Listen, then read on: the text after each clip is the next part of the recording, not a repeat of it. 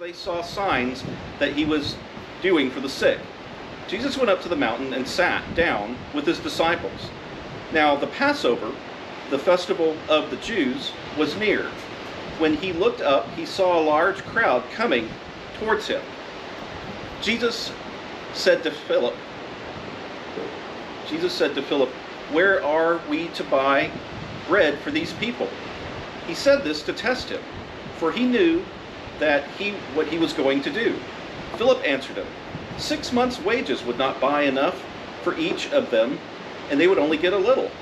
One of the disciples, Andrew, Simon Peter's brother, said to him, "There is a boy who has 5 barley loaves and 2 fish, but what are they among so many people?" Jesus said, "Make the people sit down." Now there was a great deal of grass in the place, so they went and sat down, about 5,000 in all. Jesus took the loaves, and when he had given thanks, he distributed it to them, to those who were seated. So also the fish, as much as they wanted. And when they were satisfied, he told the disciples, "Gather up the fragments left over, so that nothing may be lost."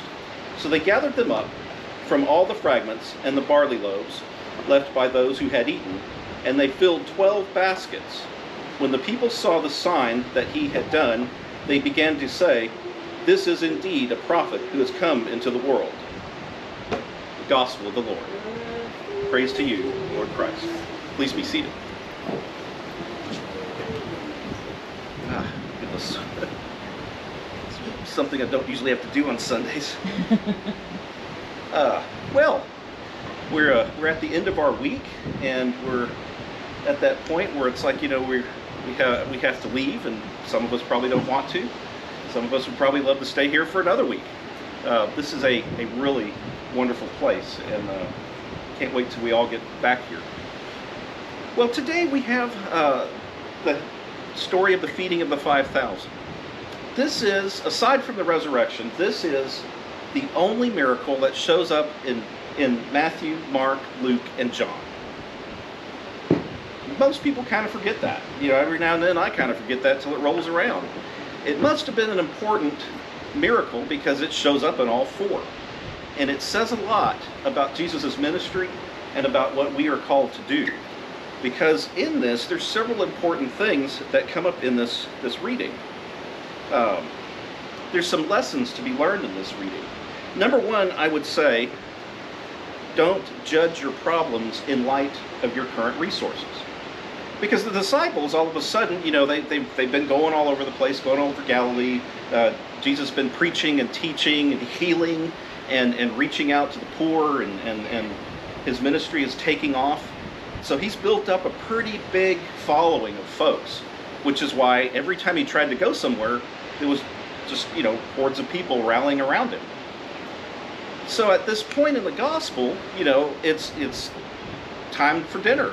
And they're not near anywhere where they could probably run out to a restaurant or over to a convenience store, and they're miles away from any type of resources. So the disciples get kind of edgy about this, like, Jesus, they're all out here. What are we going to do? How are we going to feed them? And obviously what happened is they were worried. They judged the problem in light of their resources, which they didn't have anything. So they immediately saw the problem, which Jesus did not. And I would say that would be the first thing, is don't judge your problems in light of your current resources. There's another thing that's taking place here. Put yourself in a position to do something big. Put yourself in God's position to do something big. So that little child was there. Obviously, he was identified by the disciples because he had something with him. He had 5 barley loaves and 2 fish. He was going out to find Jesus. He heard this message, and he put himself in the path of Jesus for something big to happen. Now, the other thing that's going on with this little kid, we think, 5 loaves of bread. Now, how big would you think, if you go to the grocery store and you grab a loaf of bread off the shelf, how big is it? About that big, right? Okay. Well, what you're not getting in this reading is that a barley loaf, number 1, it's more like a biscuit, or probably only about yay big. It's not very big. And it's made of barley. Now, we see that on the shelf sometimes and like, ooh, barley, whole wheat. You know, we think, oh, great, that sounds tasty. Well, barley wheat was the lowest, most inexpensive, cheapest type of grain that you could have. It was grain for people that didn't have very much resources, basically poor folks. So this wasn't anything great or grand. It was the lowest food source available. So this child has 5 of these and 2 fish. Now the fish are going to be worth a little bit more. You know, that's a whole day's meal right there. So that part is interesting to see that this kid had access to some fish. Of course, you know, we're in a fishing region, so he might have caught them himself. But with this thing right here, it's interesting because of this. Jesus takes from this small, meager amount of food and multiplies it. And one of the things that's interesting about this is when we hear that story, which we've heard many times if you've been in the life of the church, where he takes the fish, he breaks it, he distributes it out to everybody. Then we hear it in the reading, he takes the fragments or the broken leftovers and multiplies it, and it becomes food for everyone.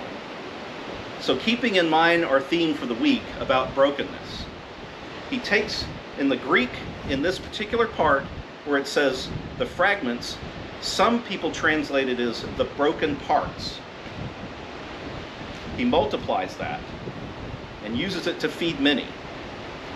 And so we can see how sometimes those broken parts, which we're here in the gospel that are left over, become something great and wonderful in God's eyes. And the other third thing to see in this is we have the early beginnings, the early foreshadowing of the Holy Eucharist. Because in the next reading after this, if you're following the lectionary cycle, it's the Lord's Supper, the institution of the Lord's Supper. And there's a formula that Jesus does with the 5,000. He doesn't do it in John, but he does it in Matthew, Mark, and Luke. And he does this classic thing where he takes something, he blesses it, he breaks it, he gives thanks, and then is passing that on to others. And we hear that in our Eucharist. So when we have Holy Eucharist, listen for those parts of it. It's the same formula or routine that Jesus does right here in feeding of the 5,000, where he takes it, he gives thanks, he breaks it, he blesses it, and then gives it to the people. And so that's what we're having taking place right here. And where we also see that there's 2 types of brokenness here. The broken parts and fragments that are left over, and then he takes that, gathers it up, breaks bread, and gives it to others. So that is kind of a formula, a rhythm, and a routine for what we are called to do. Look at that thing which has maybe been left behind or forgotten about, fill it full of new life, God's life and love, and pass that on to others. That's part of this gospel message, and reminds us that, number one, we are always useful. Just because we might be broken or old or maybe inexperienced or tired, we are always useful. And through that, we still can bless others and bring the light of Christ to a broken world in need of healing. Amen.